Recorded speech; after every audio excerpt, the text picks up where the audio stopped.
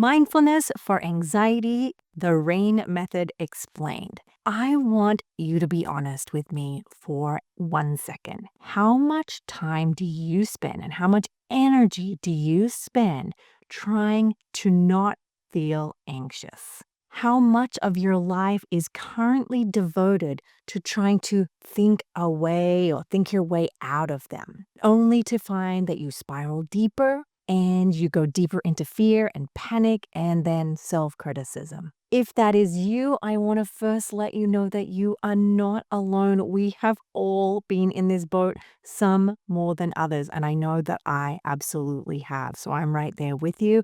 Today, I'm going to share with you a mindfulness practice for anxiety that can hold you in those exact moments when you feel so stuck. I'm going to teach you a skill that helps you meet your anxiety with compassion and non-judgment. And I'm going to introduce to you a concept called the RAIN method. It is an acronym, and it was going to change your relationship with anxiety because I know it has changed mine. Welcome to your Anxiety Toolkit. This is a podcast where I teach you every single thing that I know about anxiety and OCD and panic so that you can go and live your best life. My name is Kimberly Quinlan. I have seen hundreds of clients and taught thousands of students how to overcome anxiety, manage their panic, overcome their OCD and depression. And it is a massive passion of mine to teach you everything that I know. So let's talk about the fact that anxiety thrives on three things. Number one, resistance. Number two, judgment. And number three, the fear of fear itself. Often people will say to me, my biggest fear is that I will feel this way for the rest of my life. And if that is you, again, you're definitely not alone. Many try to escape anxiety by either avoiding it, analyzing it, or punishing ourselves for having it. In some way, we're fighting it, we're in flight mode, we're in freeze mode, or maybe we're in fawn mode, which is ultimately where we're trying to people please. And so what I want to do here today is offer you this opportunity to have this question here. What if the most healing thing that you can do is turn towards your anxiety? And you would turn towards it with curiosity and with warmth and care. So let's talk about how you can do that today. As always, at Your Anxiety Toolkit, I try to give you as many practical and efficient evidence-based tools as I can.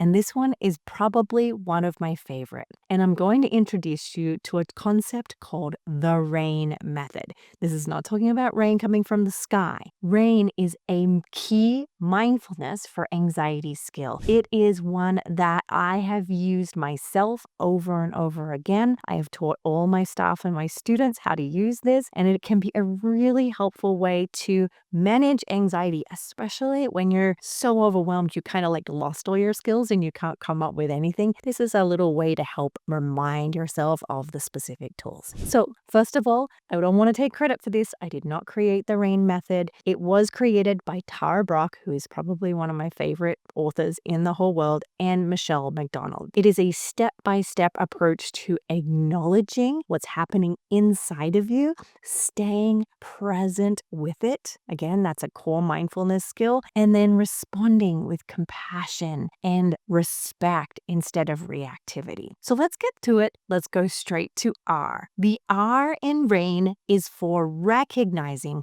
what is actually happening in this moment. I want you in this moment when you're having a lot of anxiety to just notice, what thoughts am I having? What emotions and feelings? What sensations are present? Because if you're not aware, if you're not recognize it, you're probably in response mode because it's sort of automatic. You probably have found that already. Before you know it, you're running away or doing compulsions or reassurance seeking or ruminating. So what we want to do first is recognize what is happening right now. And you might say internally, like, okay, anxiety is here, fear is here. Okay, I'm noticing and observing anxiety right now. This recognition brings a sense of mindfulness to this moment. And again, it shifts us out of autopilot.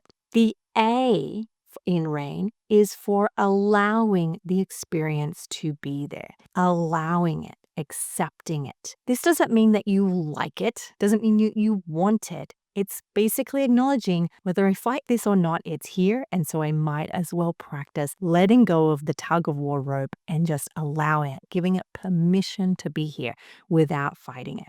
Okay, so allowing is the opposite of suppression and avoidance. As we know, the more you suppress something, the more likely it is to happen. The saying is, what you resist persists. So allowing is creating enough space to allow that moment of discomfort to be there, allow the thought to be there, the sensation to be there without trying to run away. And this is often where people do feel a lot of resistance, but it's actually where a large majority of the healing occurs. Now, the I in RAIN is where we investigate with kindness. Now, when I say investigate, I am not saying ruminate. So let's get really clear on what I mean by investigate. I want you to gently explore what the anxiety is trying to tell you. It's often misreading the situation. It's often catastrophizing, being very black and white. And so it's your job to investigate, what is my brain trying to tell me? And can I build enough awareness around that to see what I need? Again, the notes I have here is, what does this part of you need? Now, you can also explore how anxiety is trying to get you to run away from that thought, feeling, sensation, urge, or image. I really like the investigate stage, is to learn and investigate, is anxiety playing by some of its tricks? Because we know that everybody's anxiety has a set of tricks that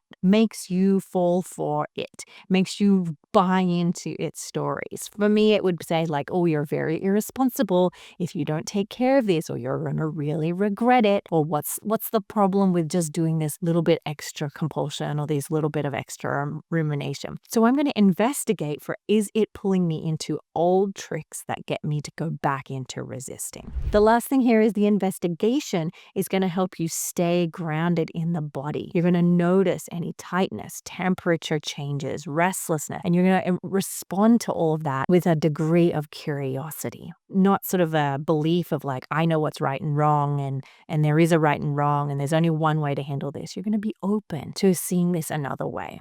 Now we move into the N of RAIN, which is to nurture. Nurture is, as we talk about here on Your Anxiety Toolkit, is the key component to reducing your suffering, when you can meet yourself with compassion. And so this is the step that is in the heart. It is the heart of the practice, and it's offering yourself a degree of kindness, compassion, respect. It's using soothing phrases like, yes, this is hard, I'm doing the best I can, and placing a hand on your heart, acknowledging where the pain is, maybe holding your head if that's where your pain is, and tending to the actual discomfort instead of getting caught in the weeds of ruminating and the content of your fear. Compassion soothes the nervous system.